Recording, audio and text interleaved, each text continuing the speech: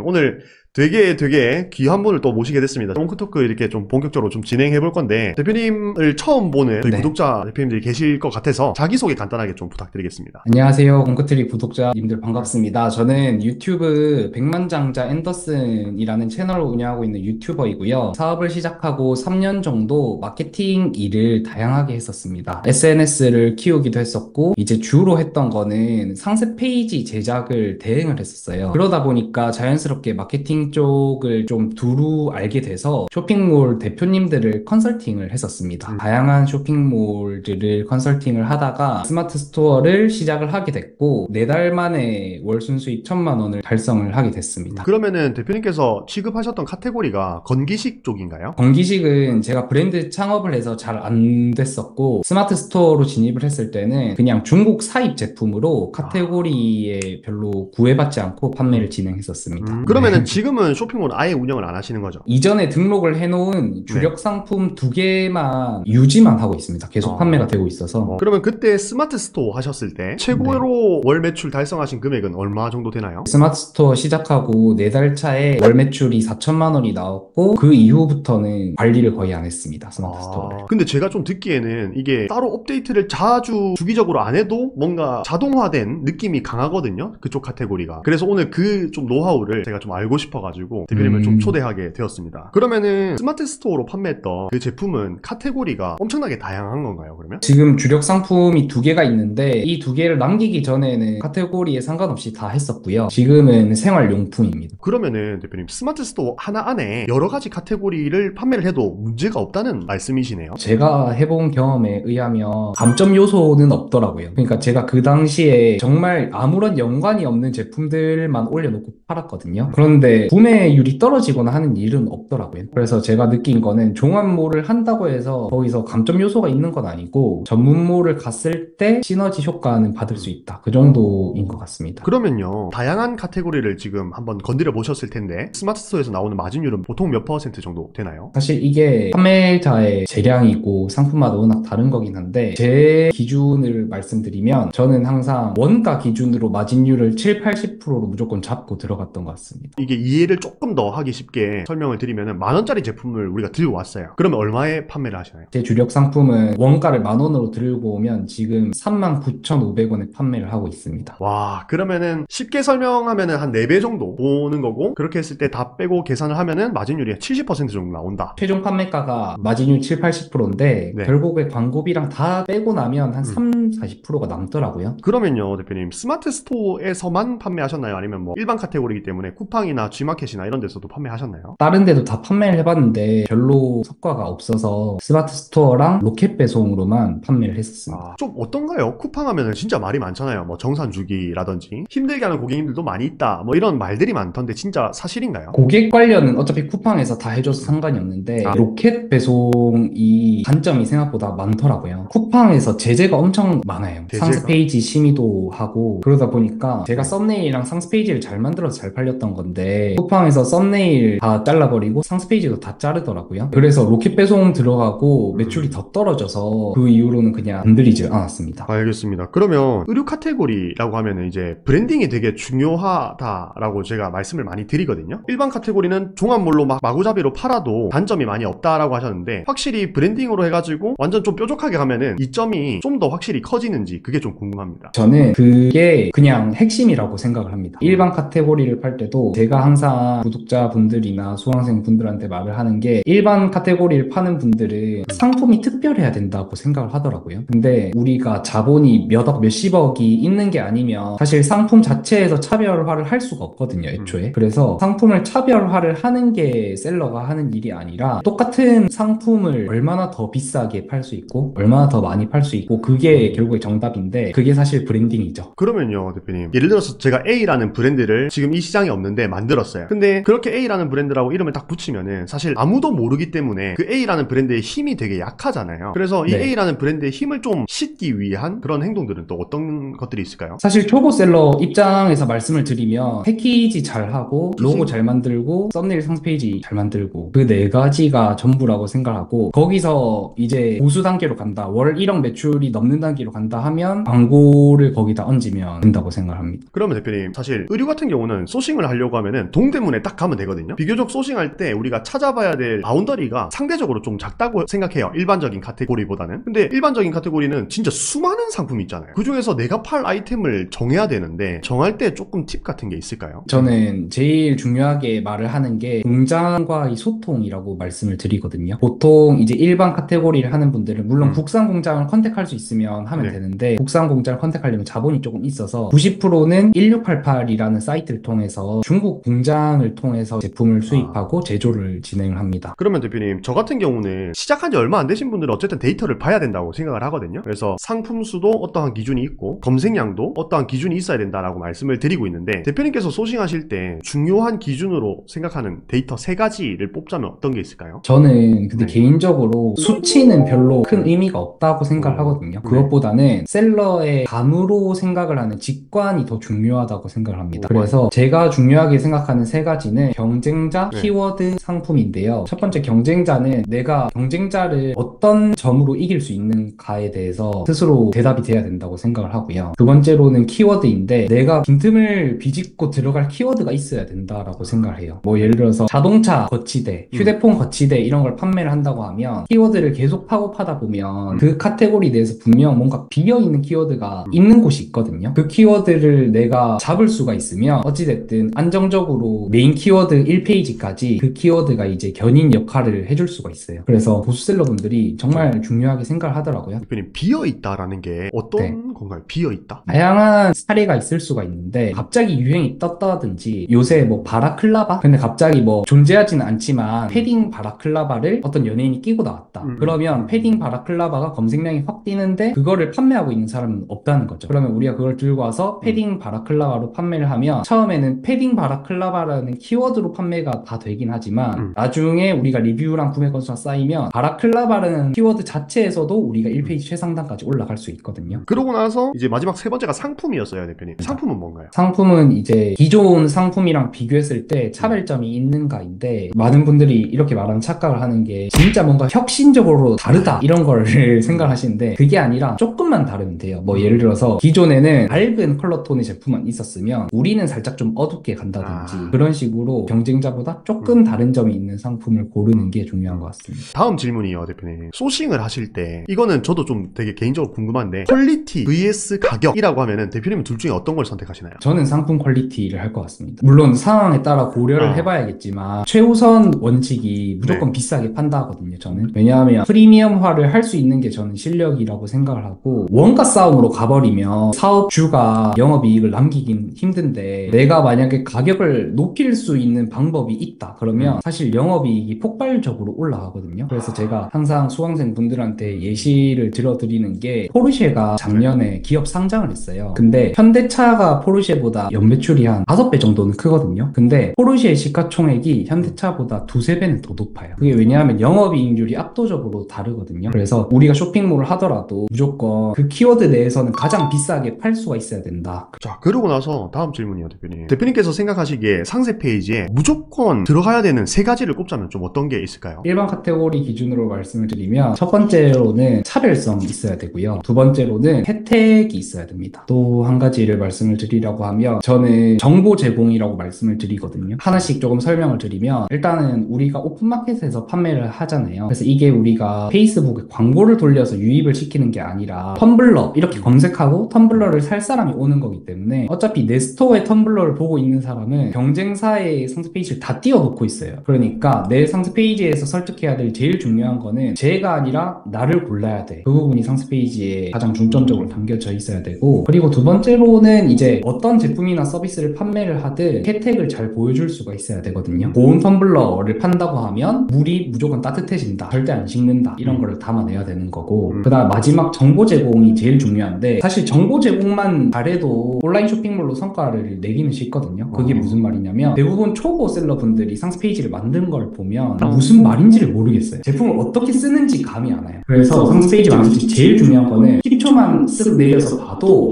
이거 어떻게 읽는 거고 재질은 뭐고 그런 것들을 보여주는 게 중요한데 의류는 조금 쉬울 수는 있겠지만 일반 카테고리는 그런 게 조금 안 되는 경우가 정말 많습니다. 그리고 차별성이라고 하면은 뭐 다른 상품보다 더 뛰어난 이유에 대해서 좀 논리적으로 얘기를 해줘야 된다, 시각적으로. 그렇게 이해하면 될까요? 네, 뛰어나거나 아니면 다른 다른 포인트들. 그러면은 상품명 같은 경우는 조합을 해서 쓰는 거나 아니면 뭐 덩어리로 쓰거나 뭐 이런 말들이 많은데 일반 카테고리는 좀 어떤 경향이 좀 있나요? 사실 정해진 게 없거든요. 지금 뭐 23년 12월에 정답은 있을 수 있는데 네. 사실 그거 패치가 되면 2주 뒤에도 바뀔 수가 있어요. 그래서 제가 항상 말씀을 드리는 거는 그 키워드의 1등이 정답이다. 덩어리로 쓰든 뭐로 쓰든 그런 거 네. 신경 쓰지 말고 예를 들어서 탁상 시계를 판다 그러면 탁상 시계라는 키워드에서 1, 2등으로 노출된 셀러, 그 셀러가 웬만하면 정답일 확률이 높아요. 그 셀러를 그대로 따라가면서 네. 조금만 변형을 해주면 된다고 생각합니다. 그러고 나서 대표님께서 광고를 운영하실 때 좀 중요하게 생각하는 두 가지 기준 같은 게 있나요? 로아스가 제일 중요하다고 생각을 하고요. 그래서 상품별로 손익분기점 로아스를 알고 있어야 된다고 생각을 합니다. 그래서 그 로아스를 넘기고 있는지 안 넘기고 있는지만 체크를 해주면 운영하는 데 있어서 그냥 네. 가장 중요할 것 같고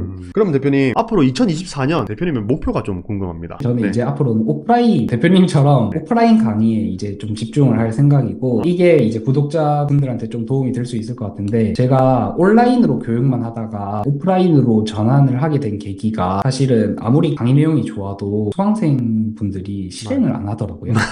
그 다음에 고수셀러분들, 억대 매출셀러분들이랑 얘기하면서 느끼는 게 방법이 그렇게 중요하지는 않더라고요. 다들 비법이 뭔가 있는 것처럼 유튜브에 나와서 떠들긴 하지만 사실은 그런 게 별로 없더라고요. 결국에 제일 중요한 거는 네. 실행이고 그냥 열심히 하는 사람들은 알아서 월 1억, 2억, 3억 이렇게 다 올라가더라고요. 그래서 저도 실행을 시키는 게 제일 중요하구나 싶어서 오프라인 강의로 이제 전향을 하게 됐고 온라인 쇼핑몰을 하는데 지금 성과가 좀 안 나오시는 분들이 계시면 버티고 있으면 언젠가는 폭발적인 성과가 나온다 이렇게 말씀을 드리고 싶습니다.